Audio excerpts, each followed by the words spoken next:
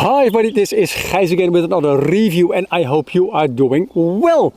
This is a review that I promised you a while ago when I was doing the review on my Scarpa trail running shoes. Because those are pretty expensive and I promised you to do a review on a pair of more budget friendly trail running shoes. And that is this one. It is the Decathlon Kiprun XT8. A trail running shoe that I bought about a year ago and that I've been using simultaneously with the Scarpa. So now the answer to the question in this video is the Kiprun XT8 the best budget-friendly trail running shoe that my money could buy. Enjoy the video!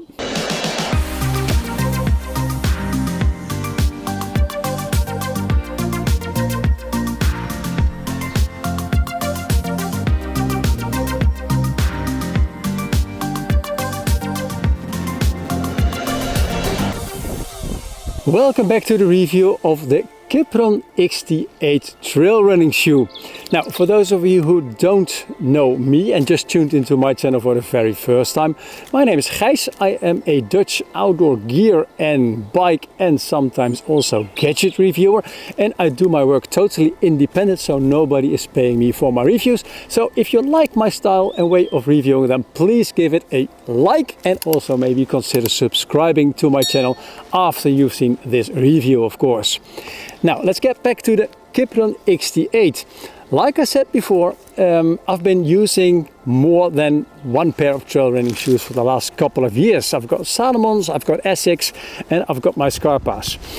And after a while of running, I thought, well, maybe I should buy a pair of shoes from Decathlon, because it is a shop that is basically everywhere in Europe. They do, to my opinion, very decent stuff, and I was really curious about how their trail running shoes would hold up in my trail running outdoor life. So that's when I went into the store and I just bought these nice blue ones.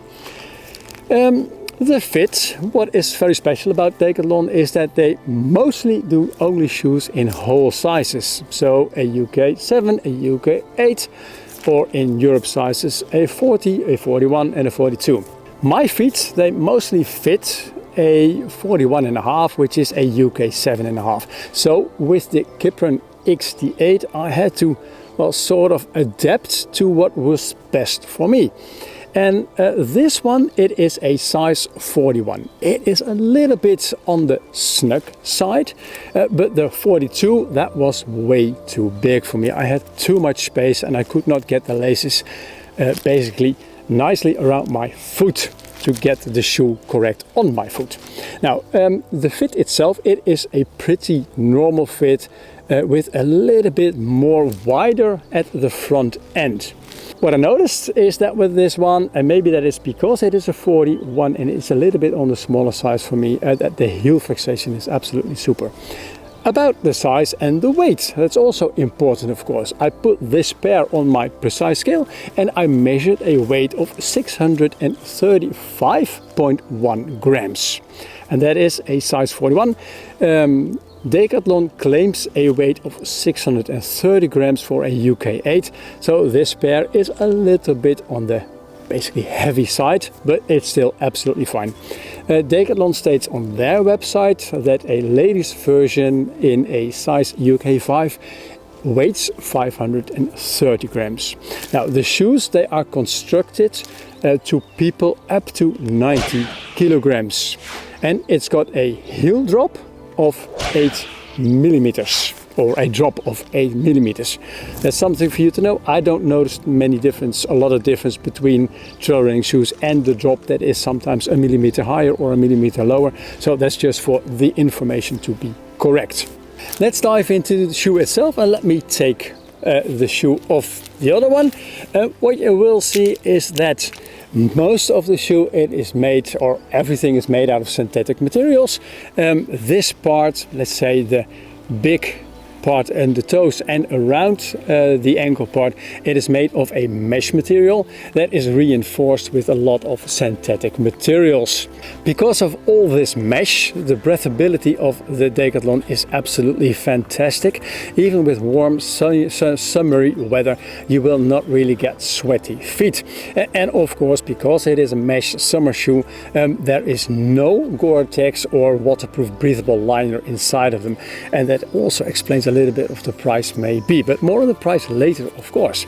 Now what you will see is that the lacing on the front, well, the laces themselves, they are hidden in a lace garage. Is that how you can call this?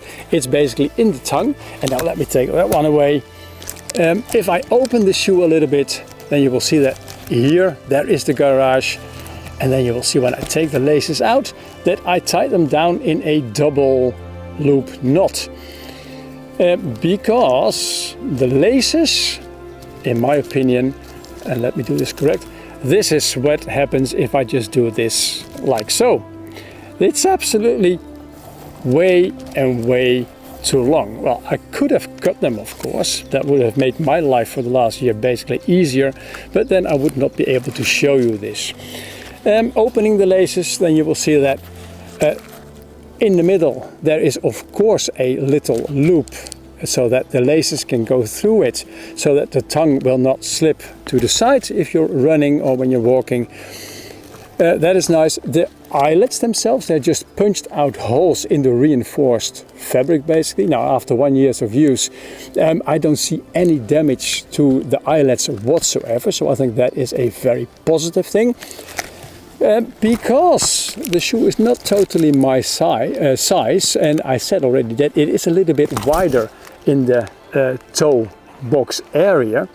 You can see that the laces here, they are getting a little bit more together, and you can see a little wrinkle in the main fabric, and that is because most of the time I have to tie them a little bit more here because of the wideness of the forefoot. What I do like is that the main fabric around the toe box area, there is a decent amount of protection, so you will not see, except from the dirt, that this shoe is damaged in any way. If we look to the opening, it is a sort of a snug instep, but it works absolutely fine. What I do miss a little bit is that there is not a pulling loop on the back, because that makes basically putting the shoes on a little bit more easy, like for example on the Scarpas that I reviewed earlier. Around the ankle part there is a really nice soft fabric, and inside there is a nice thick layer of foam, so that provides a lot of cushioning and comfort. And it also provides that little stones when you're running get into the shoe very easily. Now the sole itself, let's start with the outsole. What I really do like is that it's got nice lugs, and the grip, the lugs themselves, they're about 5 millimeters, and I measured this when I bought the shoes, and most of them, they are still in that 5 millimeter area, so there's not a lot of wear and tear on this part. In the front you've got these chevrons facing forwards. That means that you've got a lot of grip and propulsion when you're running, and on the rear you will see that the chevrons are basically pointing backwards, so that means that they do a nice braking, or they give a nice braking effect when you're trying to run down and you need to brake down a little bit or get a little bit less speed. What I do like about the shoe, of course, it's a running shoe that the outsole, it's got a nice banana curve. Also on the back, it's got this nice curvy piece where if you put your foot down, that it really has a nice rolling, or a nice natural rolling motion. In the middle, the midsole, there it's a layer of EVA, which is a damping material. And when I first got the shoes, I really felt that the rear part was giving way more cushioning or bounciness than the front part. The front part is really a little bit stiffer. What I do like is that the whole construction of the outsole and the midsole is very responsive. Construction wise, of course, it is a trail running shoe, and well, you will see that if I do this, it is quite flexible, way more flexible than the Scarpa, and also in this respect it has a lot of flexibility. And that's basically where you see a lot of difference between a little bit more expensive shoe and a cheaper shoe.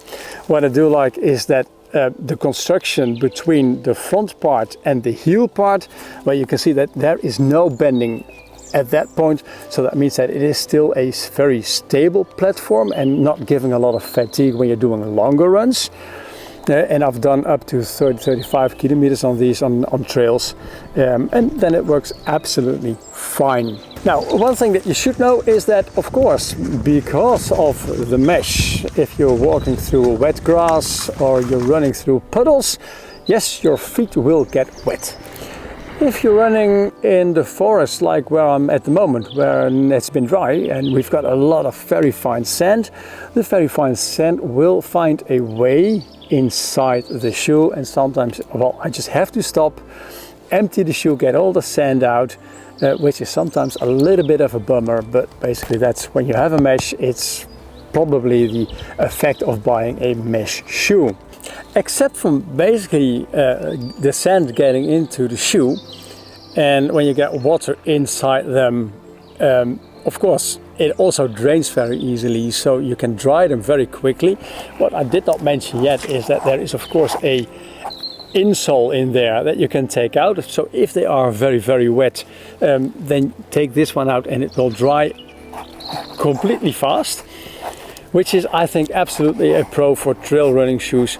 And as you can see, it's a struggle to get them in again because it is a foamy material, and it, well, basically it won't slide in that easy.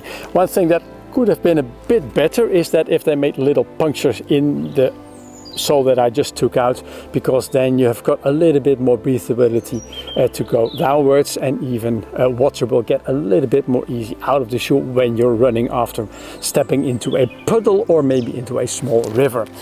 Now overall, in practice, I think these shoes give a pretty stable run.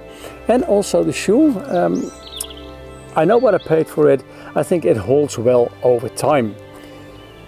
What I do notice is that although, let's say, the eyelets and the fabric itself is not damaged yet, I do notice that the white on the apparently white EVA midsole, well, actually it is fading away. Some pieces are gone because it is actually a white paint on top of the midsole. Because the midsole, as you can see in the front, it is blue as a color, as the whole material, it is blue. So that is maybe a sort of a disappointment if you're having these shoes. Now let me get the laces back into its garage, because it does not look that nice, and although it might be a little bit of a cheaper shoe, I can do an effort to make it look as good as it can be. And because there are much laces, so the laces are long, it is a little bit of an effort. Now, the shoe itself, what I did notice on the outsole especially, is that on Dutch circumstances or in Dutch circumstances, when running into the forest, into fields, into mud, it's absolutely fine. It gives a lot of grip. It cleans quite easily as well when you're running. The only thing that I do not particularly like is, and I've done this once, is running on wet rocky terrain. Then the outsole, it feels a little bit less grippy than the Scarpas or the Salomons that I also use. So that's a little bit of a, well, something that you have to take into account. And now let's put these two nicely in the frame again. Now this is how they should look. Let's wrap this whole story now. What do I think of the Decathlon Kiprun XT8? Well, overall I think it is a very nice shoe that is guaranteed for a stable run over a longer period of time, and it holds well over time. There's nothing really broken on the shoes at the moment. What I do notice, of course, is that the white on the sides of the midsole, that it is a paint and that it is disappearing by now. And also I noticed that on the heel parts, that the point where I put my foot down, that it is getting a little bit less damping or a little bit less stable. But for a shoe that is not too expensive, that's absolutely acceptable. What I do like is the fact that it has a lot of mesh. That means that you never get sweaty feet in these shoes, and that if you're running through puddles, the water will drain as fast out the shoe as that it gets in. And also when you take the insole out, the shoe is really fast drying, so you can run the next day again through the grass, the wet grass, the mud, and also of course through puddles. What I absolutely don't like is the fact that the laces are way too long, and when I'm done with this review, I'm not going to kill the shoes yet, because I'm just going to cut the laces and I will keep on using them next to the other trail running shoes that I have, because it's not end of life yet. On wet rocks, well, be aware of the grip. It can be a bit slippery from time to time. On all the other surfaces that I've been running, no problem whatsoever. Now, the price, that is really the best positive thing of this shoe, of course. In Europe it retails for €79.99, and in the UK it retails for €69.99. I don't have a dollar price for you because I don't think that this shoe is for sale in the US. At least I could not find a dollar price.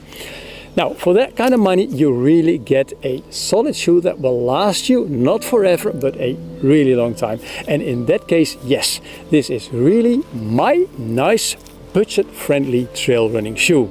I really hope you enjoyed this review, and if you did, then please give the video a like and also consider subscribing to my channel. Many thanks in advance if you do. More followers, for me, more subs, it's always nice. If there's anything that you would like to say on the video, on my review, on my style of reviewing, or if you have a question on the shoes, please use the comment section below, because I really love getting comments and I answer mostly to all of them.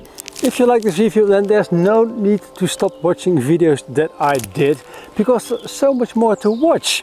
For example, of course, the review that I did on my Scarpas, and I'll put the link in the description below.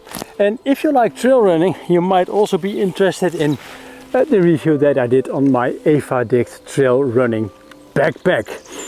But that's all that I did on trail running basically, because most of my reviews, they are about tents, backpacks, and hiking books, and sometimes of course bikes. So if you're interested in those, please keep watching, and I'll put many links to all those playlists below in the description. But for the moment I say enjoy the outdoors and stay safe. Ciao ciao! And now let's put these two nicely in the frame again, and let's head over to my verdict. And this doesn't work again.